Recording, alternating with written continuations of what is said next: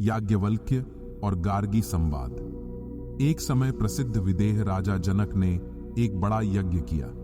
यज्ञ में देश देश के बहुत से ब्राह्मण एकत्र हुए। जनक राजा ने ब्राह्मणों को बहुत दक्षिणा दी। अंत में इन ब्राह्मणों में अतिशय ब्रह्मवेत्ता कौन है, यह जानने की इच्छा से जनक ने 1000 गौ अलग करके प्रत्येक गाय के दोनों सींगों में 10-10 सोने की मोहरें बांध दी और ब्राह्मणों से कहा कि हे पूजनीय ब्राह्मणों, आप लोगों में जो ब्रह्मिष्ठ हों सो इन गायों को अपने घर ले जाएं। परंतु किसी भी ब्राह्मण का उन्हें ले जाने का साहस नहीं हुआ। अंत में महर्षि याज्ञवल्क्य ने अपने ब्रह्मचारी से कहा कि हे प्रिय दर्शन, हे सामश्रवा, सामवेद के अध्ययन करने वाले, इन गायों को अपने घर ले चल। गुरु के इन वचनों को सुनकर शिष्य उन गायों को गुरु के घर की ओर ले जाने लगा। यह देखकर ब्राह्मणों को क्रोध हुआ कि हम लोगों के सामने मैं ब्रह्मिष्ठ हूं, यों याज्ञवल्क्य कैसे कह सकता है। महाराजा जनक के होता रीतविज अश्वल ने प्रसिद्ध याज्ञवल्क्य से पूछा, त्वम नु खलु नो याज्ञवल्क्य ब्रह्मिष्ठोसी। हे याज्ञवल्क्य, क्या तुम ही हम सब में ब्रह्मिष्ठ हो? यद्यपि ये शब्द अपमानजनक थे, परंतु याज्ञवल्क्य ने इस उद्धतपन से कुछ भी विकार को न प्राप्त होकर धीरे से नम्रता के साथ कह दिया, नमो वयम ब्रह्मिष्ठाय कुर्मी गोकामा एव वयमिस्म। भाई, ब्रह्मिष्ठ को तो हम नमस्कार करते हैं, हम तो गौओं की कामना वाले हैं, इसी से हमने गौएं ली हैं। ब्रह्मनिष्ठाभिमानी अश्वल याज्ञवल्क्य को नीचा दिखाने के लिए उनसे एक के बाद एक बड़े बड़े जटिल प्रश्न पूछने लगा। याज्ञवल्क्य सबका उत्तर तुरंत ही देते गए। इसके बाद रीतभाग पुत्र आर्तभाग, लह्यपुत्र भुज्यु, चक्रपुत्र उशस्त, कुशीतक पुत्र कहोल, वचकनुपुत्री गार्गी और अरुणपुत्र उद्दालक ने कई गंभीर प्रश्न किए और याज्ञवल्क्य से तुरंत उनका उत्तर पाया। सब ब्राह्मण थक गए। अंत में गार्गी ने आगे बढ़कर ब्राह्मणों से कहा, हे ऐश्वर्यवान ब्राह्मणों, जो आपकी अनुमति हो तो मैं इस याज्ञवल्क्य से 2 प्रश्न करना चाहती हूं। यदि उन 2 प्रश्नों का उत्तर यह दे सका तो आप में से कोई भी इस ब्रह्मवादी को नहीं जीत सकेंगे। ब्राह्मणों ने कहा, पृच्छ गार्गीति। गार्गी, पूछ। गार्गी ने गंभीर स्वर से कहा, हे याज्ञवल्क्य, जैसे वीरपुत्र काशीराज या विदेहराज उतारी हुई डोरी के धनुष को फिर से डोरी चढ़ाकर शत्रु को अत्यंत पीड़ा देने वाले 2 बाणों को हाथ में लेकर शत्रु के सामने खड़ा होता है, इसी प्रकार मैं 2 प्रश्नों को लेकर तुम्हारे सामने खड़ी हूं। तुम यदि ब्रह्मवेत्ता हो तो इन प्रश्नों का मुझे उत्तर दो। याज्ञवल्क्य ने कहा, गार्गी, पूछ। गार्गी बोली, सो होवाच यदुर्ध्वम याज्ञवल्क्य दिवो यद्वाक पृथिव्या यदंतरा द्यावा पृथिवी इमे यद्भूतम च भवच्च भविष्यत् चेत्या चक्षते कस्मिंस्तदोतम च प्रोतम चेति। हे याज्ञवल्क्य, जो स्वर्ग से ऊपर है, जो पृथ्वी से नीचे है और जिसके बीच में यह स्वर्ग तथा यह पृथ्वी स्थित है, तथा जो भूत, वर्तमान और भविष्य रूप है, ऐसा शास्त्र जानने वाले लोग कहते हैं। वह सूत्रात्मा, जगद रूप सूत्र, किसमें ओतप्रोत है? याज्ञवल्क्य ने कहा, स होवाच यदुर्ध्वम गार्गी दिवो यद्वाक पृथिव्या द्यावा पृथिवी इमे यद्भूतम च भवच्च भविष्यत् चेत्या चक्षत आकाशे तदोतम च प्रोतम चेति। हे गार्गी, जो स्वर्ग से ऊपर है, जो पृथ्वी से नीचे है और जिसके बीच में यह स्वर्ग तथा यह पृथ्वी स्थित है, तथा जो भूत, वर्तमान और भविष्य रूप है, ऐसा शास्त्रवेत्तागण कहते हैं, वह व्याकृत, विकृति को प्राप्त कार्य रूप, स्थूल जगरूप सूत्र, अंतर्यामी रूप, आकाश में ओतप्रोत है। इस उत्तर को सुनकर गार्गी ने कहा, हे याज्ञवल्क्य, तुमने मेरे इस प्रश्न का ऐसा स्पष्ट उत्तर दिया, इसके लिए तुम्हें नमस्कार है। अब दूसरे प्रश्न के लिए तैयार हो जाओ। याज्ञवल्क्य ने सरलता से कहा, गार्गी, पूछ। गार्गी ने एक बार उसी प्रश्नोत्तर को फिर से दोहराकर याज्ञवल्क्य से कहा, कस्मिन्नु खल्वाकाश ओतश्च प्रोतश्चेति। हे याज्ञवल्क्य, तुम कहते हो व्याकृत जगद रूप सूत्रात्मा तीनों कालों में सर्वदा अंतर्यामी रूप आकाश में ओतप्रोत है, तो वह प्रसिद्ध आकाश में किस में ओतप्रोत है? याज्ञवल्क्य ने कहा, स होवाचैतद्वै तदक्षरम गार्गी ब्राह्मणा अभिवदन्त्य स्थूलमनन वहस्वमदीर्घमलोहितम स्नेहमच्छायमतमो वा वनाकाशम संगम रस्म गंधम चक्षुष्कम श्रोत्रम वागमनो तेजस्कम प्राणम मुखम मात्रमनंतरम बाह्यम न तदश्नाति किंचन न तदश्नाति कश्चन। हे गार्गी, अंतर्यामी रूप अव्याकृत का अधिष्ठान यही वह अक्षर है। इस अविनाशी शुद्ध ब्रह्म का वर्णन ब्रह्मवेत्तागण इस प्रकार करते हैं।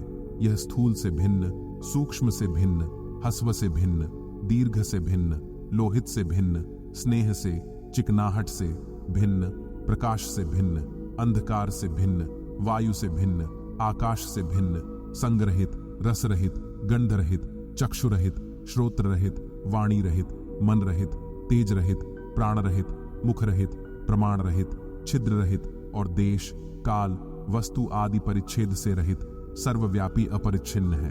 वह कुछ भी खाता नहीं और उसे भी कोई खाता नहीं। इस प्रकार वह सब विशेषणों से रहित एक ही अद्वितीय है। इस प्रकार समस्त विशेषणों का ब्रह्म में निषेध करके अब उसका नियंतापन बतलाते हुए याज्ञवल्क्य कहते हैं, एतस्य वा अक्षरस्य प्रशासने गार्गी सूर्या चंद्रमसि विधृतो तिष्ठत एतस्य वा अक्षरस्य प्रशासने गार्गी द्यावा पृथिव्यो विधृते तिष्ठत एतस्य वा अक्षरस्य प्रशासने गार्गी निमेषा मुहूर्ता अहोरात्र्याण्यर्थमासा मासा रतवः संवत्सरा इति विधृतास्तिष्ठन्त्येतस्य वा अक्षरस्य प्रशासने गार्गी प्राच्योन्या नद्यः स्यन्दन्ते श्वेतेभ्यः पर्वतेभ्यः प्रतीच्योन्या यां यां च दिश्मन्वेतस्य वा अक्षरस्य प्रशासने गार्गी ददत्तो मनुष्याः प्रशंसन्ति यजमानं देवा दर्वी पितरोन्वायत्ता। हे गार्गी, इस प्रसिद्ध अक्षर की आज्ञा में सूर्य और चंद्रमा दास की तरह नियमित रूप से वर्तते हैं। हे गार्गी, इस प्रसिद्ध अक्षर की आज्ञा से ही स्वर्ग और पृथ्वी हाथ में रखे हुए पाषाण की तरह मर्यादा में रहते हैं। हे गार्गी, इस प्रसिद्ध अक्षर की आज्ञा में रहकर ही निमेष, मुहूर्त, रात, दिन, पक्ष, मास, ऋतु और संवत्सर इस काल के अवयवों की गणना करने वाले सेवक की तरह नियमित रूप से आते जाते हैं। हे गार्गी, इस प्रसिद्ध अक्षर की आज्ञा में रहकर ही पूर्वमुखी गंगा आदि नदियां श्वेत हिमालय आदि पहाड़ों में से निकलकर समुद्र की ओर बहती है तथा पश्चिम मुखी नर्मदा आदि और जिस जिस दिशा की ओर बहती हुई दूसरी नदियां इसी अक्षर की आज्ञा से आज तक वैसे ही बहती हैं। हे गार्गी, इसी प्रसिद्ध अक्षर की आज्ञा से मनुष्य दाताओं की प्रशंसा करते हैं और इंद्रादि देवगण, यजमान और पितृगण दर्वी के अनुगत हैं, अर्थात देवता यजमान द्वारा किए हुए यज्ञ से और पितृगण उनके लिए किए जाने वाले होम में घी डालने की चमची से यानी उस होम से पुष्ट होते हैं। इसके बाद याज्ञवल्क्य फिर बोले, योवा एतदक्षरम गार्ग्य विदित्वास्मिन् लोके जुहोति यजते तपस्तप्यते बहूनि वर्ष सहस्राण्यन्तव देवास्य तद्भवति योवा एतदक्षरम गार्ग्य विदित्वास्माल्लोकात् प्रेति सकृपणोथ एतदक्षरम गार्गी विदित्वास्माल्लोकात् प्रेति स ब्राह्मणः।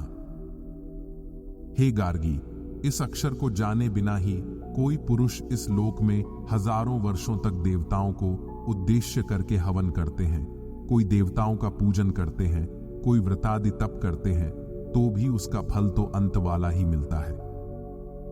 अंतवत्तु फलम तेषाम तद्भवत्यल्पमेधसाम देवान देवयजो यान्ति मद्भक्ता यान्ति मामपि। परमात्मा को न जानने वाले उन अल्प बुद्धिजनों का वह फल नाशवान है और वे भेदभाव से देवताओं को पूजने वाले देवताओं को प्राप्त होते हैं, परंतु मेरे भगवान के भक्त किसी प्रकार से भी भजन वाले अंत में मुझको भगवान को ही प्राप्त होते हैं।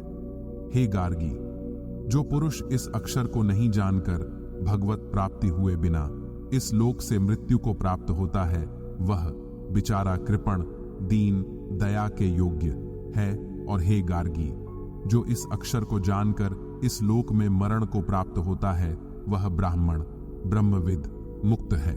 अब याज्ञवल्क्य ब्रह्म का उपाधि रहित स्वरूप बतलाते हुए कहते हैं, तद्वा एतदक्षरम गार्ग्य दृष्टम दृष्टश्रुतम श्रोतम तम मंत्र विज्ञातम विज्ञात्र नान्य दतोस्ति द्रष्टु नान्य दतोस्ति श्रोत्र नान्य दतोस्ति मंत्र नान्य दतोस्ति विज्ञात्रे तस्मिन्नु खल्वक्षरे गार्ग्यकाश ओतश्च प्रोतश्चेति।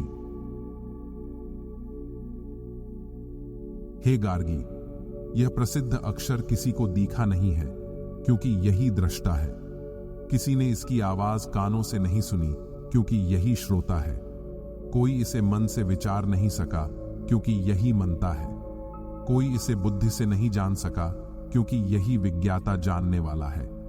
इससे भिन्न दृष्टा नहीं है, इससे भिन्न श्रोता नहीं है, इससे भिन्न कोई मनता नहीं है, इससे भिन्न कोई विज्ञाता नहीं है।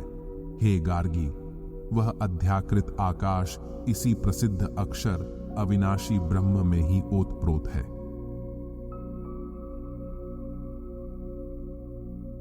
मत्तः परतरम नान्यत किंचिदस्ति धनंजय, मयि सर्वमिदं प्रोतम सूत्रे मणिगणा इव। भगवान कहते हैं, हे अर्जुन, मेरे सिवाय किंचित भी दूसरी वस्तु नहीं है। यह संपूर्ण जगत सूत में सूत के मणियों की भांति मुझ में गुंथा हुआ है। जो भगवान को इस प्रकार जानता है, वही मुक्त होता है। महर्षि याज्ञवल्क्य के इस विलक्षण व्याख्यान को सुनकर गार्गी संतुष्ट हो गई और प्रमुदित होकर ब्राह्मणों से कहने लगी कि हे ऐश्वर्यवान ब्राह्मणों, याज्ञवल्क्य को नमस्कार करके छुटकारा पाओ। इसी को बहुत समझो, इसका पराजय मन की कल्पना में भी नहीं आ सकता। मैंने तुम लोगों से पहले ही कहा था कि यदि यह मेरे दोनों प्रश्नों का उत्तर दे देगा तो इसे कोई नहीं जीत सकेगा। मेरी बात को सत्य मानो। गार्गी चुप हो गई। इसके बाद कुछ प्रश्नोत्तर और होने पर याज्ञवल्क्य ने फिर ब्राह्मणों से कहा, तुम लोगों में से कोई एक या सब मिलकर मुझसे कुछ पूछना हो तो पूछो। परंतु किसी ने कुछ भी नहीं पूछा। चारों ओर याज्ञवल्क्य की जयध्वनि होने लगी। विज्ञानानंद से याज्ञवल्क्य और गार्गी का चेहरा चमक रहा था। इसी ब्रह्म को यथार्थ रूप से जानने की चेष्टा करना और अंत में जान लेना मनुष्य जन्म की सफलता का एकमात्र प्रमाण है। ओम शांति विश्वम।